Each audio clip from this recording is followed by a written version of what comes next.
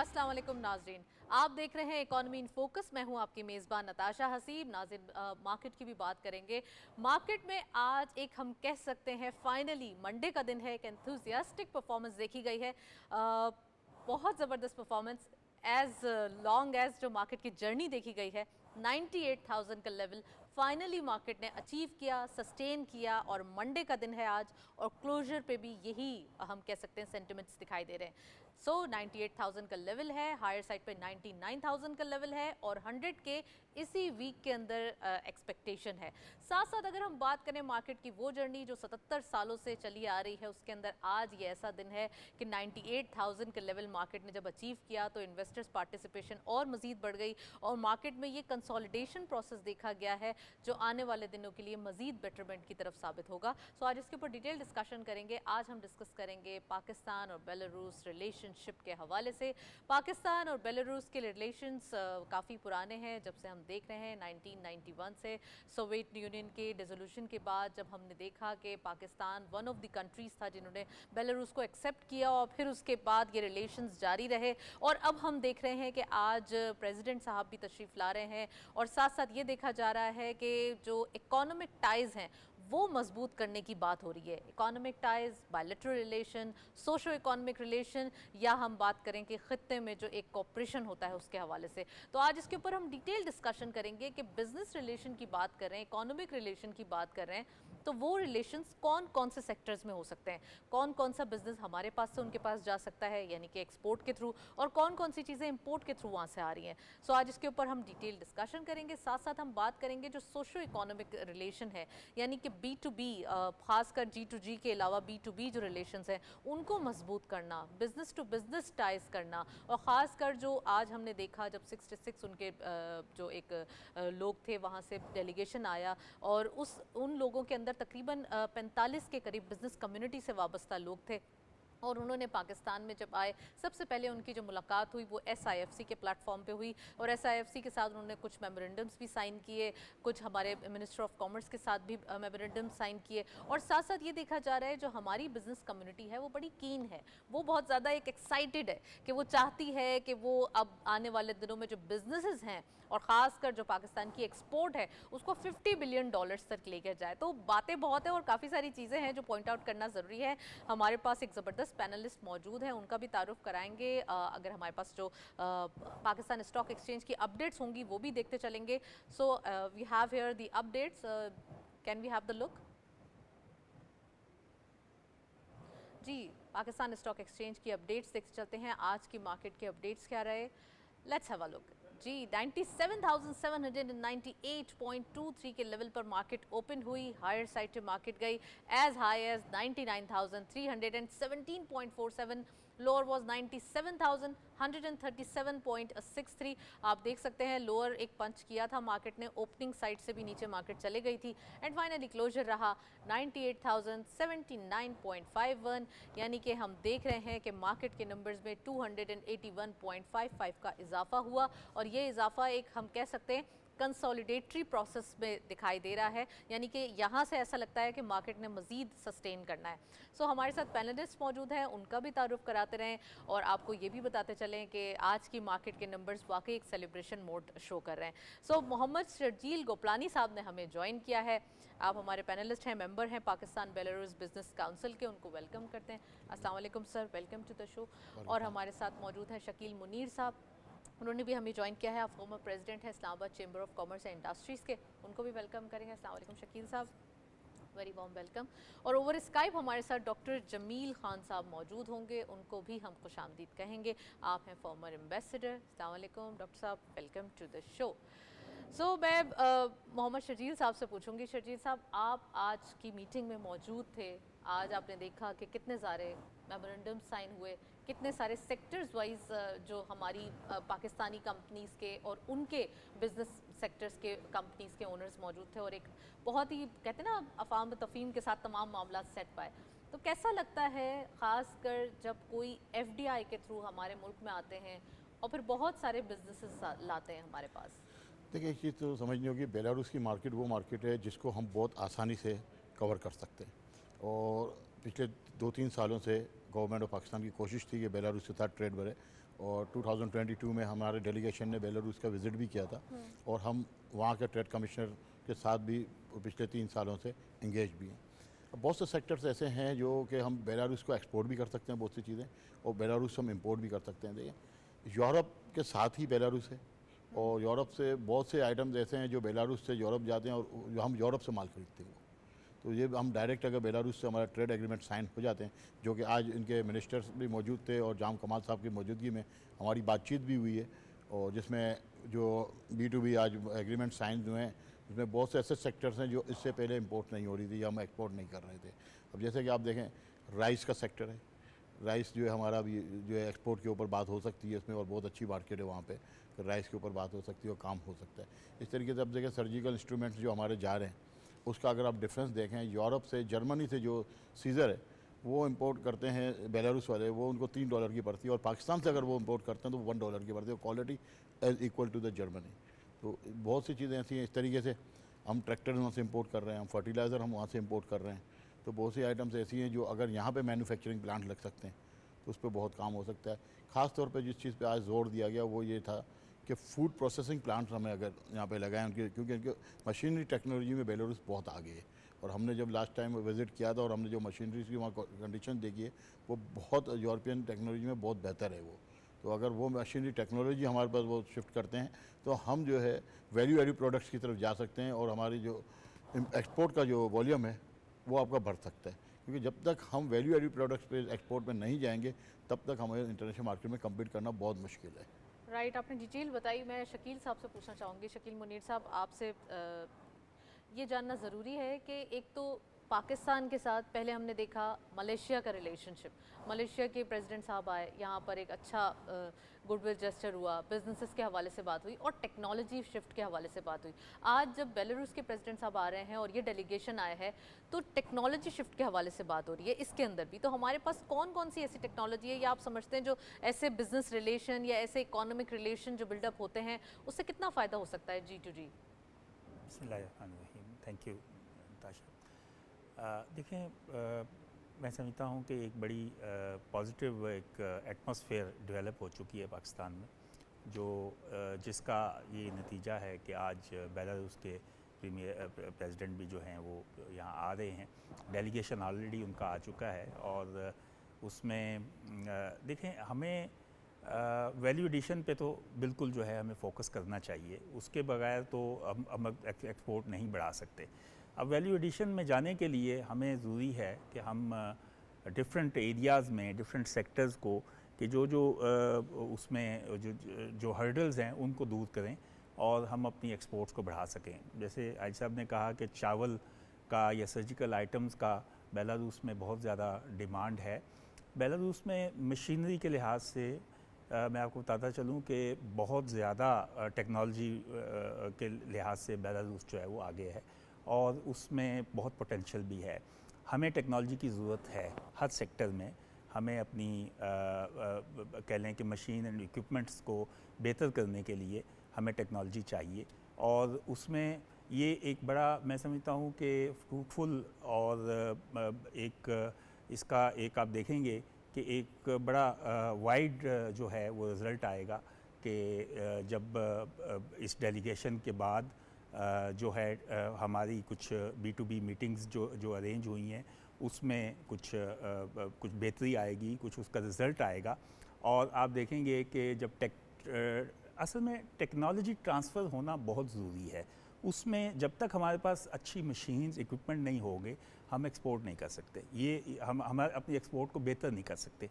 इसलिए बहुत ज़रूरी है उसमें, जैसे फूड प्रोसेसिंग के ऊपर आज बातचीत हुई, फूड प्रोसेसिंग में हमारे यहाँ बहुत स्कोप है कि हम फूड प्रोसेसिंग में हम अपनी प्रोडक्ट को अब ज़राअत में तो अल्हम्दुलिल्लाह हम बहुत ज़्यादा रिच हैं, हमारे पास प्रोडक्ट्स भी हैं। हम आप देखें अगर हम फ्रूट एंड वेजिटेबल्स को ही ले लेते हैं तो हमारे पास अल्हम्दुलिल्लाह हर किस्म की वेजिटेबल, हर किस्म का फ्रूट अवेलेबल है। लेकिन और शकील साहब आपको याद होगा जब वो कोल्ड स्टोरेजेस ना होने की वजह से भी हमने बोल के सबने आवाज़ उठा के वो वहाँ पर काम हुआ, लेकिन कोल्ड स्टोरेज नहीं होते या फिर होते भी हैं तो आदि जो प्रोडक्ट्स हैं वो ज़ाया हो जाती है, ख़राब हो जाती है। तो ये भी तो एक इशू है ना, फूड नहीं उसमें प्रोसेसिंग करना तो देखें नीड ऑफ द आवर है। नहीं उसमें देखें इश्यूज ये है कि मार्केट एक्सप्लोर करने की भी तो बात है ना, कि मार्केट्स भी तो आप एक्सप्लोर करें ना।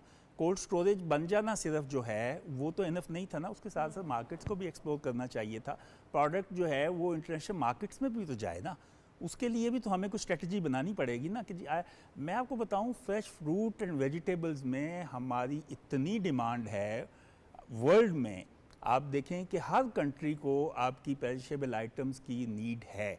हम उनको फुलफिल नहीं कर पा रहे जितनी डिमांड है।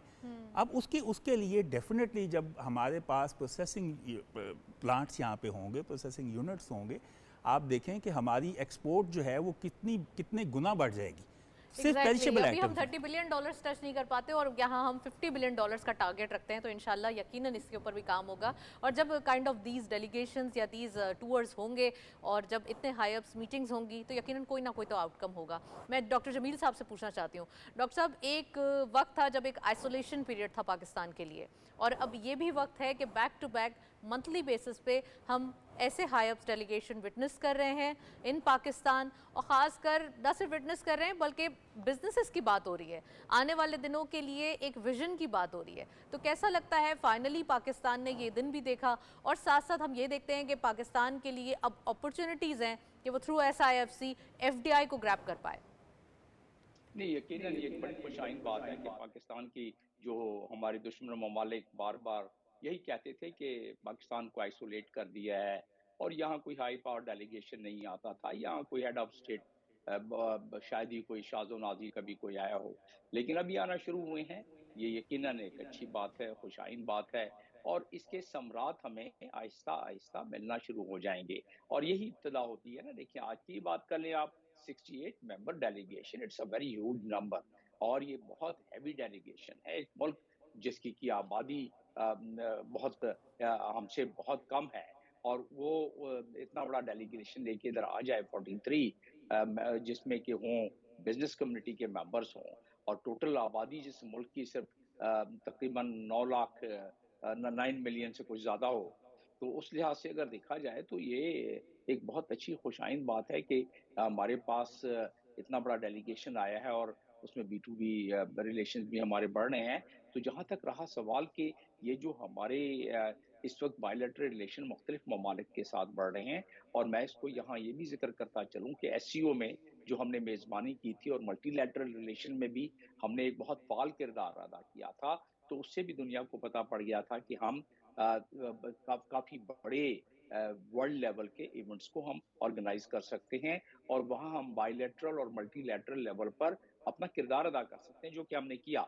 लेकिन अभी होना क्या चाहिए कि जितने भी हमारे ये रिलेशंस बढ़ते जा रहे हैं at the political level, at the leadership level, उसको हमने कॉमर्स ट्रेड में किस तरह ट्रांसफर करना है, ट्रांसलेट करना है। अब जिस तरह की अभी इस दफा ये डेलीगेशन आया है, और इस डेलीगेशन में देखिए इस वक्त बेलारूस की जो फॉरेन एक्सचेंज रिजर्व है तकरीबन 10 बिलियन के करीब पहुंचने वाला है। वो 9 तकरीबन 9 के करीब है, जो कि 10 के नज़दीक नज़दीक कुछ अरसे में पहुंच जाएगा। तो वो है, और आबादी देखें इसकी सिर्फ 9 मिलियन के करीब।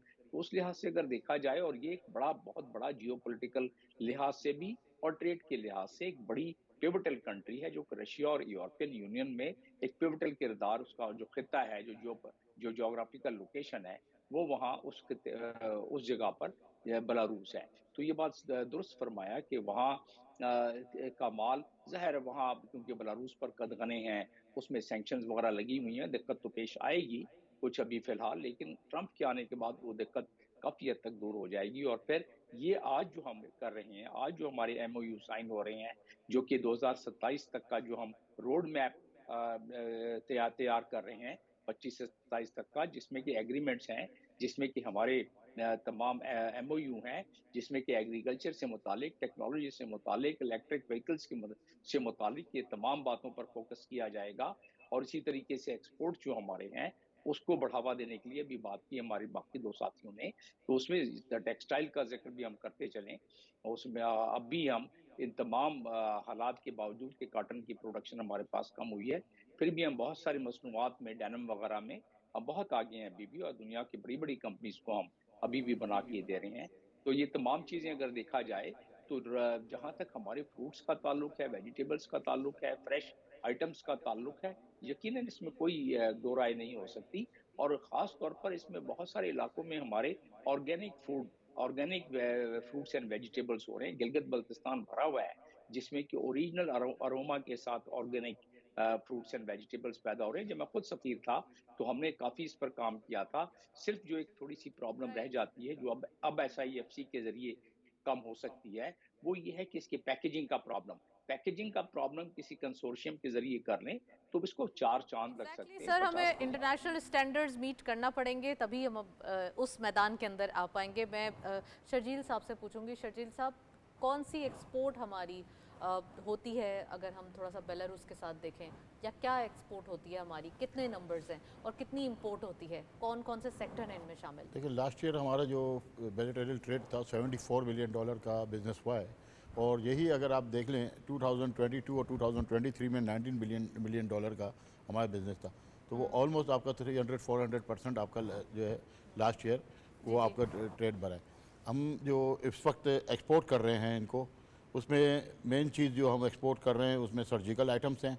इसके बाद आप देख लें सर्जिकल आइटम्स जो हमारे गुजरांवाला में जी बनते हैं। सर्जिकल इंस्ट्रूमेंट्स जो हैं ओके। वो हम भेज रहे हैं। फिर मेंस एंड बॉयज़ सूट्स हैं जो बहुत बड़ी हमारी क्वांटिटी में जा रहा है। वुमेन फैब्रिक्स ऑफ कॉटन है।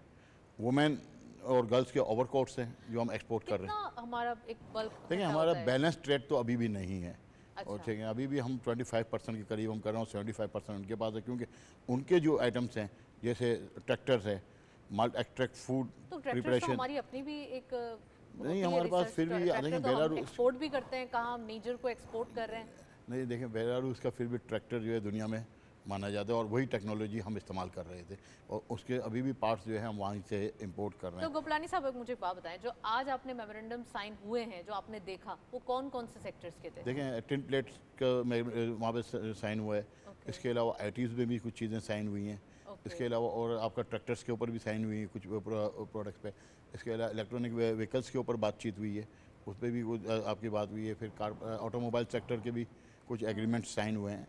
अब हमें जो वहाँ पे फोकस करना है, देखें सी फूड हमारे पास बहुत बड़ी एक आपके पास बहुत बड़ी शोर है, ठीक है ना। 1200 किलोमीटर का आपके पास ये पूरा बेल्ट है। layer है, अगर सी फूड को हम टेक्नोलॉजी पे लेकर जाएं सही तरीके से, स्पेशली टिन पैकिंग के ऊपर, पैकेजिंग हमारी अच्छी हो जाए और उसकी जो कैचिंग का जो सिस्टम है वो बेहतर हो जाए, हम सी फूड में बहुत बड़ा जो है एक्सपोर्ट कर सकते हैं। और ऑलरेडी हम कर रहे हैं चाइना वगैरह को। लेकिन यूरोप की मार्केट वो बहुत बेहतर मार्केट है।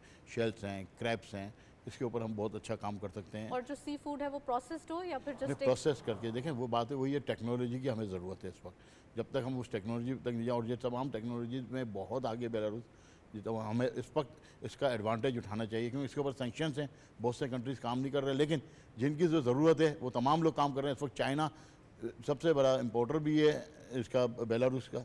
और आप देखेंगे इस वक्त जो इनका जो ट्रेड हो रहा है वो RMD में हो रहा है। उन्होंने अपनी बिल्कुल फ़ौरन इन्होंने अपने मुल्क की ज़रूरत के हिसाब से चीज़ों को जो है मैनेज किया। और आप इस वक्त यहाँ मौजूद हैं। मैं तो चाहूँगा कि हमारे कॉमर्स मिनिस्टर आपके चैनल के तवज्जुह से तक ये बात पहुँच जाए कि वो उनको हमारी लोकल करेंसी के साथ भी कोई एग्रीमेंट ऐसा साइन कर देना चाहिए कि जिससे हमारे ऊपर डॉलर का प्रेशर और यूरो का प्रेशर भी कम हो जाए। और इस वक्त वो जिस सिचुएशन में वो हैं, हम इस वक्त बहुत बड़ा एडवांटेज उठा सकते हैं। ख़ास तौर पे उनके प्रेसिडेंट यहाँ मौजूद हैं, इनकी तमाम टीम यहाँ मौजूद है। और जो आज सुबह हमारी बातचीत हुई है उसमें हमें लगा है कि वो खुद चाह रहे हैं कि पाकिस्तान के साथ उनका ट्रेड बढ़े, और बहुत खुश थे जो लोग वहाँ से आए हुए हैं बिजनेस के लिए। जो अभी तो 3 रोज़ा विजिट है, अभी तो आज जस्ट आए हैं, अब देखें और क्या क्या बात होती है, कोई क्या क्या चीज़ें नई सामने आती हैं। देखें, होमवर्क हुआ है, जब उन्होंने भी आने से पहले होमवर्क किया हुआ है, हमारी मिनिस्ट्रीज ने भी किया हुआ है। आपके लास्ट मंथ भी आपका यहाँ से डेलीगेशन गया था स्पीकर कौमी असम्बली के साथ, जिसमें MLAs वगैरह मौजूद थे। ये सारा होमवर्क हुआ हुआ है, सिर्फ इसको जो है वो मेटेरियलाइज करने की ज़रूरत है। और बहुत मुश्किल नहीं है, अगर इसको थोड़ी सी विल हो तो मुझे उम्मीद है कि बहुत से एग्रीमेंट हमारे ऐसे साइन हो सकते हैं। ख़ास तौर पे हम जो इकोनॉमिकल प्रेशर है हमारे ऊपर, हम उससे निकल सकते हैं, क्योंकि बेलारूस के साथ यूरोपियन कंट्रीज़ बहुत लगते हैं।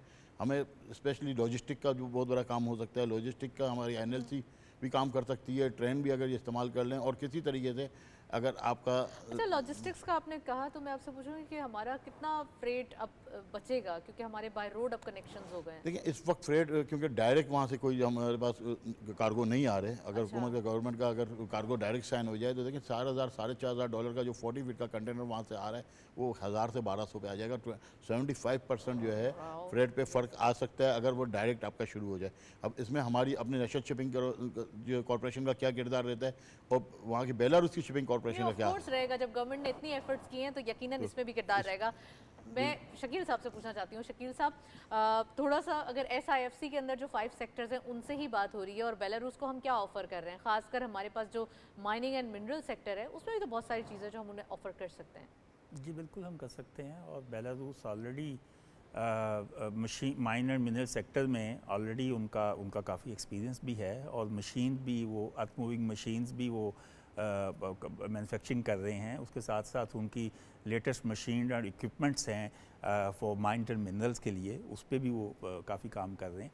तो उसमें मैं समझता हूँ कि इसमें SIFC के प्लेटफॉर्म से हम उनसे टेक्नोलॉजी की अगर डिमांड रखें तो माइन एंड मिनरल में तो हमारे पास, आप जानते हैं कि माइन एंड मिनरल में तो हम बहुत रिच हैं हर सेक्टर में। हम उसमें उसमें किसी भी आप देखें कि उसमें हमारे पास ह्यूज डिपॉजिट्स हैं। हमें सिर्फ एक्सप्लोर करने की ज़रूरत है, और एक्सप्लोर तभी हम कर सकते हैं जब हमारे पास लेटेस्ट टेक्नोलॉजी होगी, जब लेटेस्ट मशीन्स होंगी। और ये इसमें बेलारूस पहले भी बेलारूस कुछ साल पहले भी इनका विजिट हो चुका है पाकिस्तान में, और उस वक्त भी इसके ऊपर काफ़ी बातचीत भी हुई डिफरेंट सेक्टर्स के ऊपर। लेकिन इस दफ़ा मैं समझ रहा हूँ कि जो गवर्नमेंट ऑफ पाकिस्तान की जो पॉलिसीज़ हैं उसमें काफ़ी हद तक बेहतरी आ चुकी है, और अब इंशाल्लाह आप देखेंगे कि इस विज़िट से जो है एक एक्सपोर्ट की हमारी फ़िज़ा जो है वो और बेहतर होगी, और उसके साथ साथ हमारा जो बेलारूस के साथ जो एक रिलेशनशिप है वो मज़ीद मज़बूत होगा। और इसमें इंशाल्लाह आप देखेंगे कि हम वैल्यू एडिशन में जा सकेंगे, और वैल्यू एडिशन में हम डिफरेंट जो आइटम्स हैं वो एक्सपोर्ट कर सकेंगे।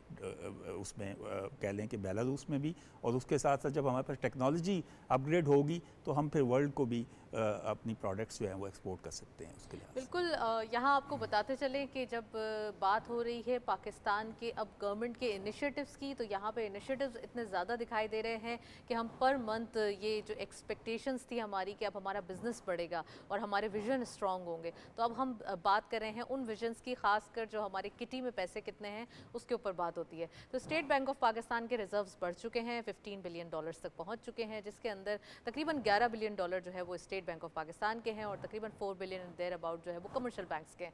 सो हमारे पास रिजर्व्स मौजूद हैं। अब फाइनली हमारे पास 3 मंथ से ज़्यादा इंपोर्ट के पैसे मौजूद हैं, तो एक अच्छी न्यूज़ है, एक अच्छी चेंज है। और साथ साथ जब आपके कहते हैं ना आपके पास एक अच्छा सा बैगेज मौजूद होता है जिससे आप काम ले सकते हैं आगे, तो वो बहुत ज़्यादा एक खुशाइन बात होती है। मैं डॉक्टर जमील साहब से पूछूंगी, डॉक्टर साहब पाकिस्तान ने अब फाइनली स्ट्रैटेजी से आगे बढ़ना है, ये देखना है कि अगर हम थोड़ा सा सीरियसली चलते हैं, यानी कि गवर्नमेंट के इनिशिएटिव्स को भी लेके और थोड़ा सा बिजनेस कम्युनिटी को भी, स्टेक होल्डर्स के भी पर्सपेक्टिव को लेके, तो सेंट्रल एशिया कैप्चर कर सकते हैं। हम सेंट्रल एशिया में बात करेंगे, लेकिन अभी हम देखते चलते हैं कमोडिटीज़ हमारे पास क्या मौजूद हैं, अपडेट्स।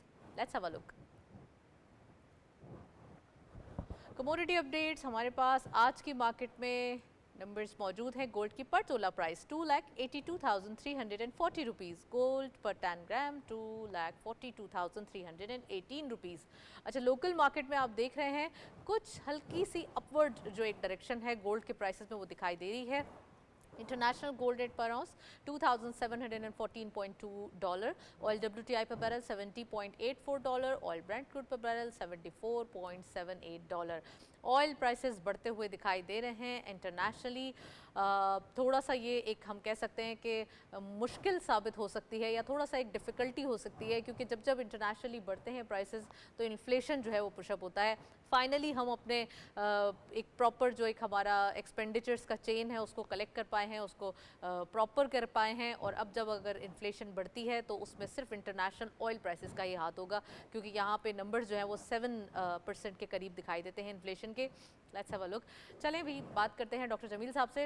डॉक्टर साहब, क्या कहेंगे आप सेंट्रल एशिया में जो कनेक्टिविटी है, और ख़ासकर जो मैं वही आपसे बात कर रही थी कि हमारे पास थोड़ी सी स्ट्रेटजिकली हम आगे बढ़ रहे हैं, थोड़ी सी अब हम ये देख रहे हैं कि हमारी जो इकोनॉमिक डिप्लोमेसी है वो कैसे बढ़ सकती है, हमारा बिजनेस किस कंट्री के साथ है और हमारे रिलेशन कैसे सबसे स्ट्रांग होने चाहिए।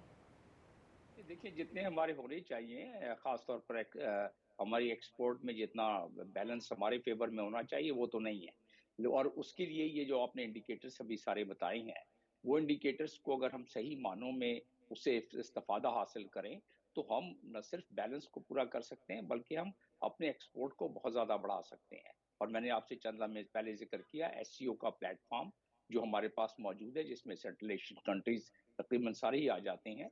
तो उस लिहाज से अगर देखा जाए तो हम इसका फ़ायदा उठा करते हैं कर सकते हैं। हमारे लिए सबसे बड़ी एक जो रुकावट थी कि हमारे 24 इदारे आ जाते थे बीच में, अगर कोई इन्वेस्टर आता था, अगर कोई यहाँ को फैक्ट्री लगाना चाहता था, कोई और अगर आप करना एनओसीज की कोई बात काम कर रहे करना हैं। चाहता था, तो अब एसआईएफसी की वजह से वन विंडो हो गया है, जिससे काफ़ी एक अब इस्तिफ़ादा हासिल कर सकते हैं बाहर की दुनिया के लोग। और जो दुश्वारियाँ मुझसे भी जो शिकायत होती थी जब मैं सफ़ीर था, तो यही शिकायत करते थे मुझसे यूएई वाले या बाकी ममालिक के कि आपके मुल्क में बहुत सारी हमें दुश्वारियाँ होती हैं, मुख्तलिफ महकमे हैं और एक काम जो 2 दिन में होना चाहिए 20 दिन में होता है।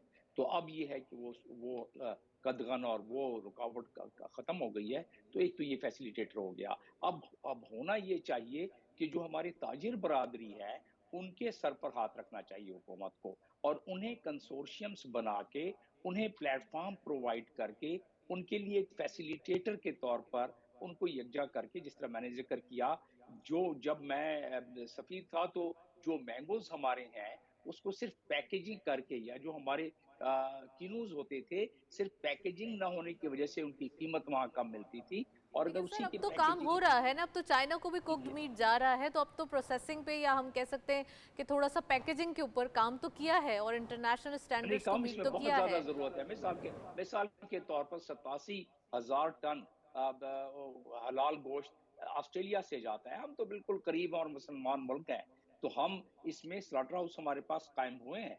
लेकिन उसमें बहुत ज़्यादा गुंजाइश है, जो एक बात एक्सपोर्ट की हो रही है, तो अगर हमारे ये एरियाज़ हैं, जिसमें हमें अपने ताजिर बरादरी को थोड़ा-सा सपोर्ट करना पड़ेगा, उनको प्लेटफ़ॉर्म प्रोवाइड करना पड़ेगा, उन्हें टेक्नोलॉजी प्रोवाइड राइट जमील करनी साहब, पड़ेगी। एक मिनट में आपको पॉज करूंगी, मैं शर्जील साहब से आंसर लेते चलूँ। शर्जील साहब, क्या वजह है कि हम एज अ मुस्लिम कंट्री, खासकर जब गल्फ कंट्रीज़ की डिमांड को देखते हैं, और जैसे हलाल मीट के हवाले से बात की, तो ब्राज़ील से, ऑस्ट्रेलिया से यहाँ से मीट जा रहा है, हमारे पास से नहीं जा रहे, क्योंकि हमारे बुचर्स ऐसे ट्रेंड नहीं है कि उनको उनके मुताबिक दे सकें जो उनको कट चाहिए होते हैं, या क्या वजह है, क्या रीज़न्स हैं? नहीं, इसमें काम करने की ज़रूरत है। देखें, इस वक्त हम जो है आपके शीप गोट्स की और काउस की बहुत बड़ी डिमांड है, ख़ासतौर पर पाकिस्तान से। हम जितने हमारे पास ऑर्डर्स हैं, हम इतना ये ऑर्डर भी पूरे और नहीं कर हमने पा तो रहे। सुना है कि यूएई में तो बहुत ज़्यादा लाइक किया जाता है यहाँ के मैं शीप, और यहाँ यूएई ही पे नहीं, पूरी दुनिया में लैम्प। पाकिस्तान के मीट की बहुत ज़्यादा डिमांड है। अब मसला ये है कि इस सेक्टर पे काम करने की ज़रूरत है, क्योंकि R&D हमारी बहुत वीक है। इसमें गवर्नमेंट को थोड़ी सी फोकस करना तो पड़ेगा। एसआईएफसी के अंदर रखा तो गया है लाइफ स्टॉक। जी बिल्कुल रखा गया है, और इसमें जब तक आप प्राइवेट सेक्टर को सपोर्ट नहीं करेंगे, जब तक इसको करना मुश्किल है। देखिए, हमने पोल्ट्री फार्म के ऊपर तवज्जो दी, इस वक्त फ़िश फार्मिंग के ऊपर बहुत ज़्यादा तवज्जो देने की ज़रूरत है, इसमें भी हमें टेक्नोलॉजी चाहिए। इसके बाद ये गोट फार्म, शीप फार्म और काउ फार्म्स के लिए भी बहुत ज़्यादा इस वक्त बहुत पोटेंशियल है। अगर गवर्नमेंट थोड़ा सा भी फोकस करेगी तो अभी इस वक्त काम शुरू हो चुका है। बहुत से आप देखें इंटीरियर सिंध में, पंजाब के अंदर जो इनकी ब्रीडिंग हो रही है वो बहुत बेहतर, पहले से बहुत बेहतर हो चुकी है। और ये इस वक्त जो टेक्नोलॉजी आपकी सोशल मीडिया की वजह से, यूट्यूब से बहुत सी चीज़ें लोग अडोप्ट करते हैं अडॉप्ट कर लेते और हैं, अपनी मदद आपके तहत बहुत लोग काम कर रहे हैं। लेकिन अभी हमें इसकी मेन चीज़ वही बात आ जाती है टेक्नोलॉजी की, क्योंकि जब तक हमारे पास सही मशीनरी नहीं होगी, इसके जो है कोल्ड स्टोरेज सही नहीं होंगे, प्रॉपर पैकेजिंग नहीं होगी, प्रॉपर कटिंग नहीं होगी, तो तब तक हमें प्रॉब्लम रहेगी। क्योंकि हम जो है मैनुअल हाथ से काट रहे हैं, वह मशीन इस्तेमाल हो रही है। अब जो मशीन हमारे पास अगर पहुंच जाती हैं तो हम बहुत जल्दी इस सेक्टर को कवर कर सकते हैं पूरी दुनिया में। देखिए कोई ना कोई एक सेक्टर, हम सिर्फ टेक्सटाइल के ऊपर हमने तवज्जो दी है हमेशा। लेकिन अब तो आप समझ सकते हैं ना, जो गवर्नमेंट की एक back to back offer efforts देखी जा रही है, या फिर हम देख रहे हैं कि जो बिजनेस कम्युनिटी को साथ लेके चला जा रहा है, जी, तो अब तो दिख रहा है ना कि जी बिल्कुल बहुत अच्छा साइन है। जितने स्पीडी जितना काम हो रहा है और बिजनेस कम्युनिटी को जिस तरह साथ रखा जा रहा है, खासतौर पे फेडरेशंस को, चैम्बर्स को, टीडीएफ में भी आप देखेंगे इस वक्त जो चेयरमैन है वो भी बिजनेस कम्युनिटी से हैं, तो उसकी वजह से आप देखेंगे पॉजिटिव फर्क आ रहा है। और गवर्नमेंट की भी इसमें विल है कि इंशाल्लाह अगर इसी तरीके से हम काम करते रहे तो एक आध साल में हमें ये सेक्टर नज़र आएगा कि हम खास तौर पे ये मीट्स के सेक्टर में, अगर हम मीट का सेक्टर भी हम डेवलप कर लें तो हमें बहुत ज़्यादा फ़ायदा हो सकता है। अच्छा, मैं थोड़ा सा इन्फ्लेशन के ऊपर ही पूछना चाह रही थी। जब इंटरनेशनली ऑयल प्राइसेस बढ़ रहे हैं, तो क्या लगता है आपको कि थोड़ा सा इशू होगा इन्फ्लेशन के ऊपर?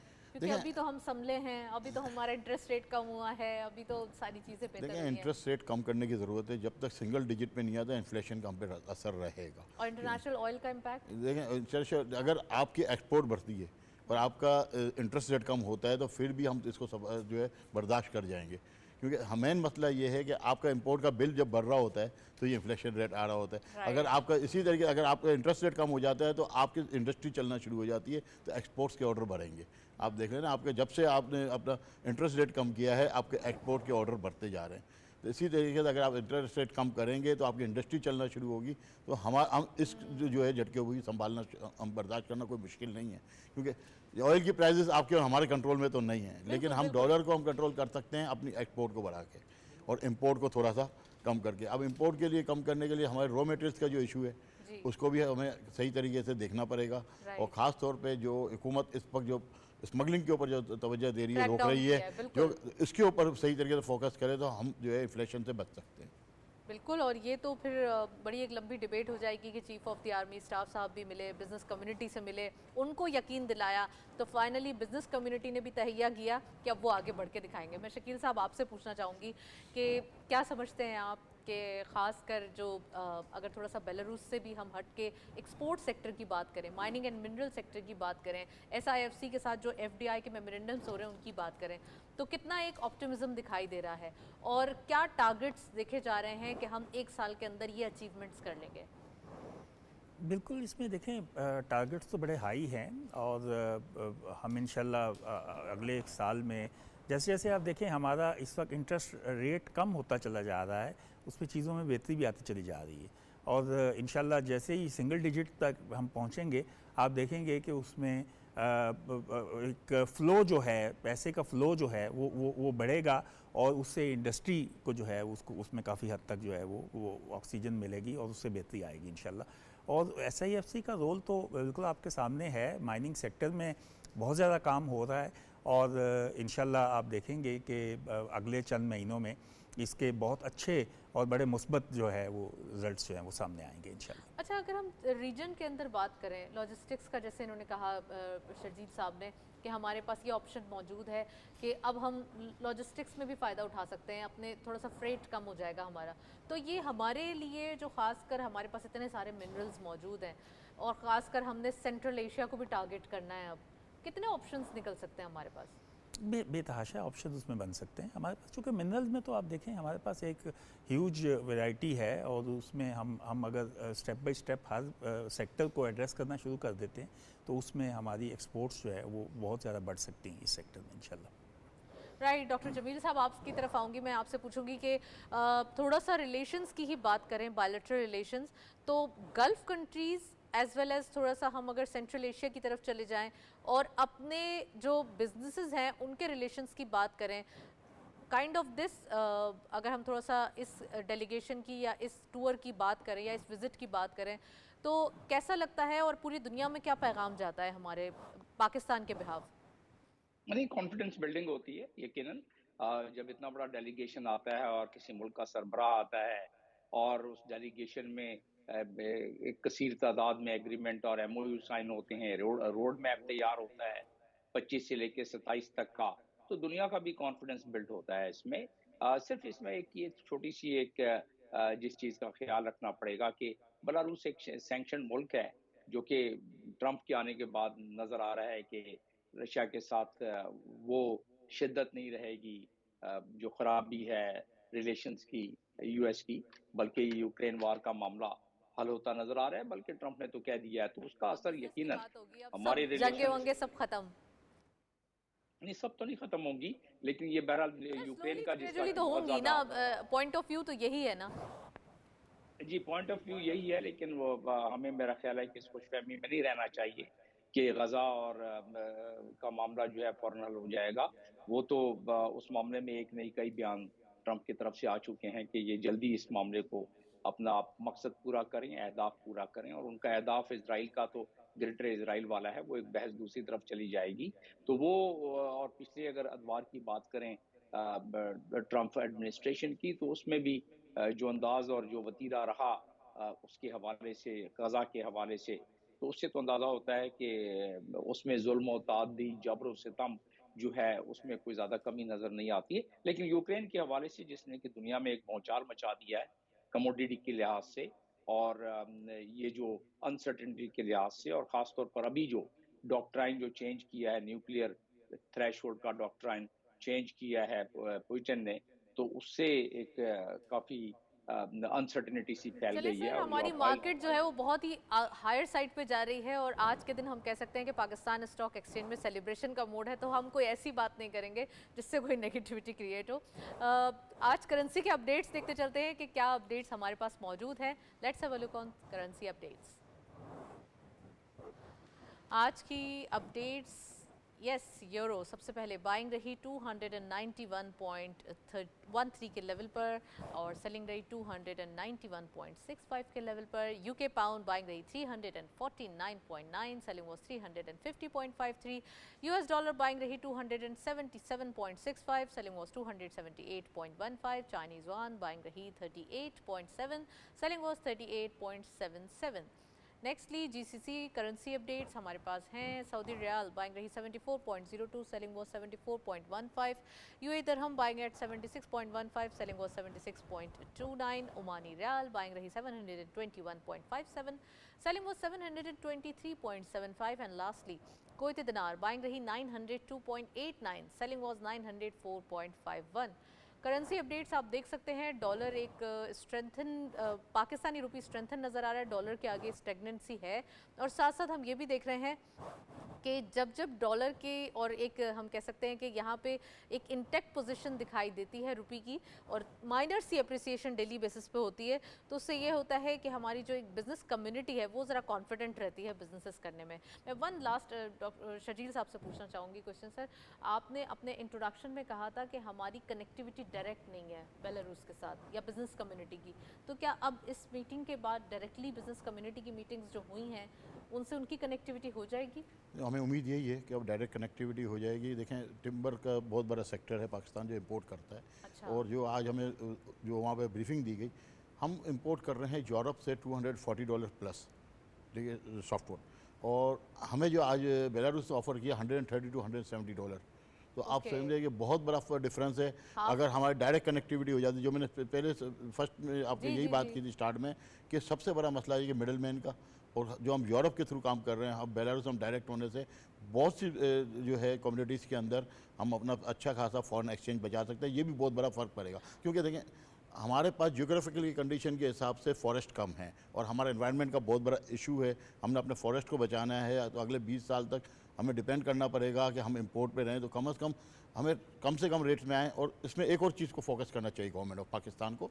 अगर हम रॉ मटेरियल इंपोर्ट करते हैं टिम्बर का पाकिस्तान में और इसको हम री एक्सपोर्ट पे जाते हैं, तो जितना हमारा फॉरेन एक्सचेंज इंपोर्ट में खर्च हो रहा है, तो हम इसको अगर थोड़ा सा इसको टारगेट कर लें, तो हम अब इतना फॉरेन एक्सचेंज जो है वैल्यू एडेड प्रोडक्ट एक्सपोर्ट करके, खासतौर पर मिडिल ईस्ट को, गल्फ Right. कंट्रीज़ को हम एक्सपोर्ट करके हम अपना फॉरेन एक्सचेंज और- जो है दोबारा कवर कर सकते और हैं। आपने कहा बेलारूस हमारे से सर्जिकल गुड्स भी इंपोर्ट करता है, बिल्कुल। तो क्या ऐसा तो नहीं कि जैसे जर्मनी हमारे जाते हैं सर्जिकल गुड्स और फिर वहाँ से कोई और ब्रांड लग के और फिर आगे चले जाते हैं, तो क्या हम इतने एक मार्केटिंग पॉइंट ऑफ व्यू से या इतना ज़्यादा हम उसके ऊपर काम नहीं कर सकते ब्रांडिंग के ऊपर?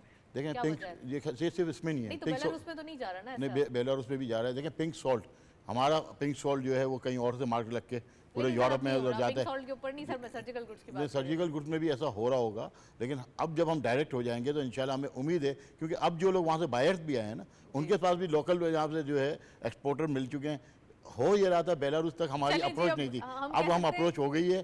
तो कोई अगर हमारा ट्रेडमार्क हमारा आइटम यूज़ करेगा अपने ट्रेडमार्क पे, तो अब हमारे पास वो अपॉर्चुनिटी है कि हम अपना ट्रेडमार्क को राइट, इस्तेमाल अब करें। डायरेक्टली कनेक्टिविटी हो गई है। Well, thank you so much Sharjeel साहब ने ज्वाइन किया, शकील मुनीर साहब का बहुत बहुत शुक्रिया, आप तशरीफ लाए, और डॉक्टर जमील साहब हमारे साथ ओवर स्काइप मौजूद थे, आपका भी बहुत बहुत शुक्रिया, आपने प्रोग्राम में ज्वाइन किया। आज के दिन हमने डिटेल डिस्कशन की about Pakistan and Belarus relationship, और ये रिलेशनशिप स्ट्रॉन्ग रहेंगे, बिजनेसेस स्ट्रॉन्ग होंगे, और साथ साथ इकोनॉमिक टाइज भी आगे बढ़ेंगी, जो कि विजन सेट हो रहा है 2027, यकीनन इसके आउटकम रिजल्ट्स आएंगे। दैट्स इट, इसी नोट पर प्रोग्राम को वाइंड अप करते हैं, इजाजत दीजिए, अल्लाह हाफिज़।